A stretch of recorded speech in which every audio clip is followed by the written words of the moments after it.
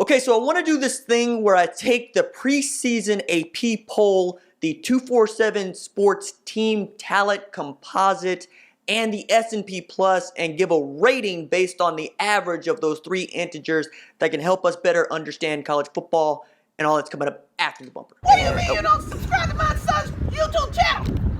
Mama, no! Just snap the damn ball, RJ. What's up, kidfolk? It's RJ Young. I am not on a step mill. Consider hitting the like and subscribe button because I upload a video every single day. It's always OU related, college football related, sports related. We have a good time. And today I want to talk about the preseason AP poll in relation to the 247 Sports Team Talent Composite and the S&P Plus that was just dropped earlier on Wednesday by Bill Connolly at ESPN. So first things first, let's explain those things. The AP poll is a ballot where media members who are selected by the Associated Press get to vote on who they think belongs inside the top 25, and that's how we get our preseason AP poll ballot. The 247 Sports Team Talent Composite is a data-driven look at current rosters, take into account transfers and guys that may have left, say like Kelvin Joseph, who recently went into the portal from LSU and came out at Kentucky. That affects the team talent composite, and it's always moving and shaking because guys are going in and out of the portal, especially right now, and that's really interesting. And then the SP Plus, which has been renamed. But Bill Connolly went after that and said, look, this is a forward-facing, front-facing projection, taking into account recruiting trends, your strength of schedule, who's on your schedule, what you've done in the past, and what is the overall returning production that you have. Not the starters, the production at each of those groups. And it's really good at predicting who's going to do what, and it's like 54% of the time it's correct in picking against the spread, which is really, really interesting and a good way of looking at college football as we really want to know who's going to win, and we like to know that we picked the right team. So first, I want to go through some of the things that I learned from the 247 Sports Team Talent Composite. They put together a pretty doggone good story about it, an article. There's some great takeaways and a couple that I got myself. So let's just go from there. So the first thing was Clemson has 7 5-stars, which is higher than all but 4 programs. And those 4 programs are Georgia, who's got 14. My goodness. Ohio State has 13. Alabama has 11. And LSU has 7. That 5-team group is notable given they account for 47% of active 5-stars on FBS rosters. Also tells you a great way of looking at what a 5-star is. 5-stars are guys that are projected in high school to be first-round draft picks in 3 years' time. That's really, really good, and that's what you want. The next takeaway was that number 4 in this talent composite was USC, number 6 was Florida State, and number 15 was Tennessee. All of those programs missed out on bowls, and Florida State and USC were particularly abysmal last year at 5 and 7. So they have not coached the talent to the level that the talent should succeed. Both of those rosters are ridiculously talented, and Willie Taggart and Clay Helton need to do more this season. Clay Helton especially, because he's heading into year 4, and he fired an entire offensive staff, brought in Graham Harrell. We'll see what that means as Jack Spears just went into the portal. Graham Harrell has tapped JT Daniels as a starting quarterback. He's got Amon-Ra St. Brown out there. We'll see what happens. As for Florida State, you got Kendall Browse calling shots now, and if nothing else, we knew that Baylor offense will work, especially if you can run the ball. We'll see what James Blackman can do in it. I expect Cam Akers to have a breakout year. This was a guy who was supposed to be a Heisman candidate not even like a year ago, and you saw how that ended up for him. I think he's still got the goods, and I think Kendall Browse would be smart to use him. Now, getting into Tennessee, they expect to be pretty good. They like the freshman that they brought in, but now they got this Bryce Thompson thing hanging over their heads where the dude had a restraining order filed against him, and they signed him anyway, and now they're trying to act like they didn't know. Whatever you're doing, Jeremy Pruitt, work it out because it's not a good look for the Volunteers. Along with Nebraska, who knows what's going on with the Maurice Washington situation except to say nobody except what we already know, right? So they need to get that figured out in a real way too because there's a lot of folks that expect Nebraska to be back this year. They're ranked in the preseason top 25 for the first time in a couple of years. I like Scott Frost. I like that he understands what Nebraska football is. I just think they're a year away. We'll get into that a little bit later.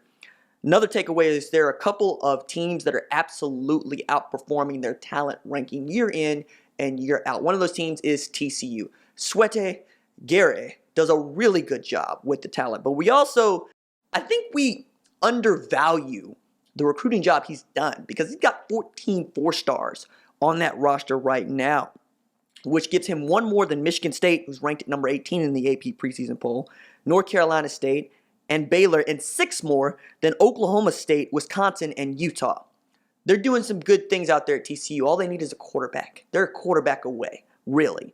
Now, at number 54, UCF, they've been 25-1 over the last 2 years. They've never been inside the top 50 in recruiting, and I don't expect them to be in the top 50 nationally either. So Josh Heupel took over a really good football team and football program, and he's been a capable steward. Now we'll get to see if he can coach him up because he's without his first and second string quarterback, and Brandon Wimbush started at Notre Dame, but you'd rather have Mackenzie Milton. We all know that, especially in a year where you're going to have to do some reloading to try to get back to good. Number 55, Iowa State. Man, Matt Campbell doesn't know what it means to have a top 50 talent roster, and yet he spits out 8-win seasons. If he figures out what to do at running back after losing the production of David Montgomery and at wide receiver and Hakeem Butler, they're going to be just fine. I like Breece Hall coming out of Wichita. That dude had over 2,000 yards rushing in back-to-back seasons. He's a true freshman. We'll see if he ends up on the field. I like what Matt Campbell's doing. Iowa State is not sneaking up on anybody anymore, though. And at number 70, Washington State. My goodness. You just throw out the rankings and all the talent stuff with Mike Leach because he became the first head coach in Texas Tech history and in Washington State history to lead the program to 11 wins. There just wasn't a whole lot to work with at Washington State, and yet they're still there fighting it out. I thought they should have tried. They were this close to winning the Apple Cup. I think they can do it this year. And then this WTF moment. You got number 58 Rutgers and the 247 Sports Team Talent Composite, which means they have a more talented roster than Virginia, Syracuse, Texas Tech, Arizona, BYU, Boston, Wake Forest, Temple, Tulsa, Fresno State, Appalachian State, and Army. What? The Scarlet Knights? Now, as my buddy Patrick points out, they play in a difficult conference and in a difficult division in the conference. Like if you had Ohio State, Michigan, Penn State, Michigan State on your schedule, you might not be doing pretty good either. But that said, my goodness, you could do something. Kansas beat Rutgers. Kansas ain't no good, dog. I'm not here for I used to think it was just Rutgers sucked. Now I know it's just the administration and the coaches because the kids that they're getting can absolutely play. Figure it out. Rutgers, what are you doing? All of a sudden we had reason to think that Jersey's good. Come on. Now, looking at the SP+, there are a couple of things that I just found fascinating. Number one is Oklahoma at number 5, Texas at number 31. Yo. So that means that you got Oklahoma State, you have Boise State, and you got Appalachian State rated ahead of Texas. That's not a good look, especially for a team that is uber talented because in the 247 Team Talent Composite, you've got Oklahoma at number 8, you got Texas at number 7. Now, those are the two most talented rosters Lincoln Riley or Tom Herman have had, respectively. They've never been this talented at this point in their careers at Texas and Oklahoma. Right now, they both inherited the jobs in 2017, so they haven't had a lot of time, but they've been trending upward. And if you're going to make a bet on a team to break through and get a national championship, you'd be willing to bet on Oklahoma or Texas because they've been trending in the right direction.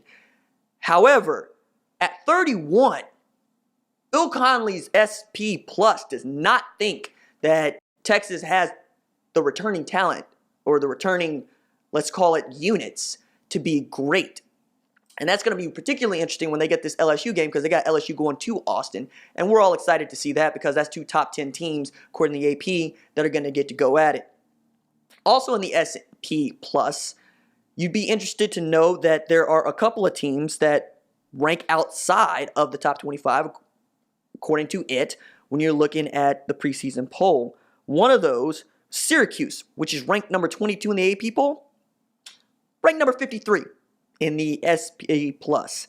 Not a good look. Would be one of my bets to finish outside the top 25. Just looking at their schedule and looking at what they might be capable to do. I need to do that upload. But also, you look at the SP Plus, and you more or less, it agrees with most of the things that are going on inside the top 10, with the exception of Notre Dame. SP Plus has it at 12. Notre Dame is ranked number 9 in the country. And of course, Texas ranked 10th by the AP poll, ranked 31st in the SP Plus. And then it gets a little bit dicey and wonky. But I want to go through this average of the AP Team Talent SP Plus and give you the rankings or ratings, because there are a couple of these where I just had to round up or round down because you didn't come out with a whole number. But Clemson at number 1 in the AP poll and number 2 in the SP Plus comes out to 4 because the talent number is 9. And then you got Alabama, which comes out to 1 with their average because they are number 2 in the AP poll, number 1 in the SP Plus, and number 1 in talent.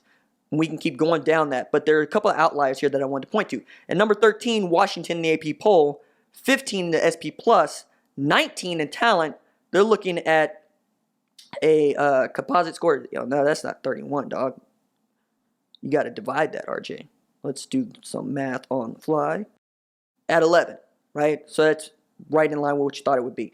Utah ranked the number 14 in the AP poll, sitting at a composite, like I say composite, an average rating of 26. That's not good.